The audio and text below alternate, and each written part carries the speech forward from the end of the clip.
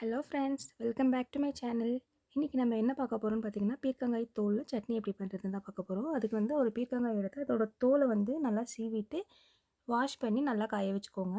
இதில் வந்து ஒரு 2 ஸ்பூன் அளவுக்கு கடலப்பருப்பு எடுத்துக்கோங்க. தேவையான அளவு கறிவேப்பிலை எடுத்துக்கோங்க. ஒரு 2 பல் பூண்டு, ஒரு சின்ன துண்டு இஞ்சி எடுத்துக்கோங்க. அது கூட வந்து உங்களுக்கு காரத்துக்கு ஏற்ற மாதிரியான காஞ்ச மிளகாய் எடுத்துக்கோங்க. ஒரு சின்ன பாக்கு சைஸ்க்கு புளி எடுத்துக்கோங்க. அண்ட் இதில் தேங்காய் ஆட் பண்ணிக்கோங்க. ஃபஸ்ட்டு தவாவை நல்லா காய வச்சுக்கோங்க. அதில் வந்து 2லேருந்து 3 டேபிள் ஸ்பூன் அளவுக்கு ஆயில் ஆட் பண்ணிக்கோங்க. இது வந்துட்டு நீங்கள் நல்லெண்ணெய் கூட ஆட் பண்ணலாம். இல்லை நம்ம சமையலுக்கு ரெகுலராக என்ன ஆயில் யூஸ் பண்ணுறோமோ அந்த ஆயில் கூட ஆட் பண்ணிக்கலாம். இப்போ வந்து ஆயில் நல்லா காஞ்சிடுச்சு. காஞ்ச உடனே வந்துட்டு நம்ம முதல்ல எடுத்து வச்சுக்கோ இல்லைங்களா, அந்த பீர்க்கங்காய் தோலை தான் வந்துட்டு ஃபஸ்ட்டு போட்டு வதக்கிக்கணும்.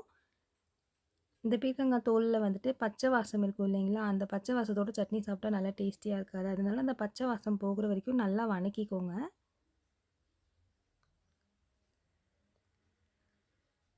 இது வதக்கும்போதே இதில் வந்துட்டு லைட்டாக நீங்கள் 2 சிட்டிகை உப்பு போட்டிங்கன்னா கூட இன்னும் டேஸ்டியாக இருக்கும்.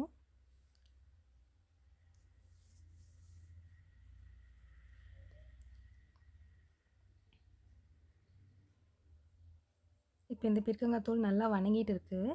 இது நல்லா வதங்கி இதில் இருக்கிற பச்சை வாசம் போனதுக்கப்புறம் வந்துட்டு நம்ம எடுத்து வச்சுருக்கோம் இல்லைங்களா, அந்த 2 பல் பூண்டு வந்துட்டு ஃபஸ்ட்டு இதில் ஆட் பண்ணிக்கோங்க.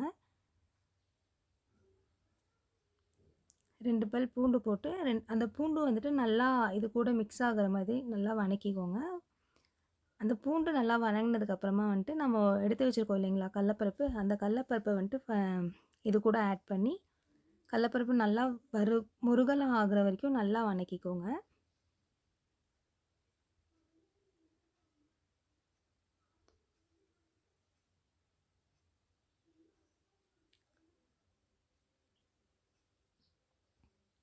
இப்போ கடலப்பருப்பு நல்லா வதங்கிட்டு இருக்குது. அது கூட வந்து ஒரு துண்டு இஞ்சி ஆட் பண்ணிக்கோங்க.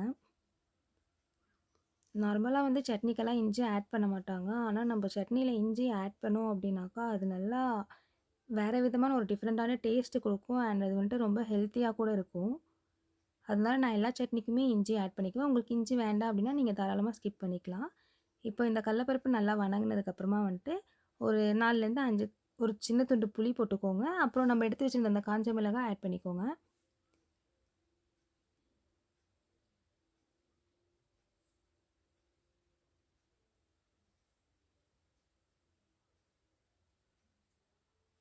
உங்களுக்கு நல்லா காரம் வேணும் அப்படின்னாக்கா நீங்கள் ஒரு 6லேருந்து 6, 7 காஞ்ச மிளகாய் கூட நீங்கள் ஆட் பண்ணிக்கலாம். நம்ம காரம் கம்மியாக சாப்பிடுவோம் அப்படின்றதுனால நான் வெறும் 5 பீஸ் காஞ்ச மிளகாய் தான் ஆட் பண்ணியிருக்கேன். இப்போ காஞ்ச மிளகாய், புளி 2ம் நல்லா வறுந்துருச்சு. இது கூட வந்துட்டு ஒரு 2 சின்ன சைஸ் தேங்காய் எடுத்து அதை கட் பண்ணி அதில் ஆட் பண்ணிக்கோங்க. நான் ஃபஸ்ட்டு ஸ்டார்டிங்கில் இதில் தேங்காவை காட்டல. ஆனால் இதில் தேங்காய் ஆட் பண்ணோம் அப்படின்னா இன்னும் டேஸ்டியாக இருக்கும். அது கூட வந்து நம்ம எடுத்து வச்சிருந்த அந்த கறிவேப்பிலையை ஆட் பண்ணிக்கோங்க. நான் வந்து கறிவேப்பிலையை கூட நல்லா வெயிலில் காய வச்சு தான் எடுத்து யூஸ் பண்ணுறேன். நீங்கள் பச்சையாக கூட அந்த கறிவேப்பிலையை யூஸ் பண்ணிக்கலாம். இப்போ இது எல்லாத்தையுமே வந்துட்டு நல்லா அதோட பச்சை வாசம் போகிற வரைக்கும் நல்லா வதக்கிக்கோங்க. இப்போ எல்லாமே வதங்கியாச்சு. இப்போ வந்துட்டு இதை ஒரு 2 நிமிஷம் ஆற வச்சுக்கலாம்.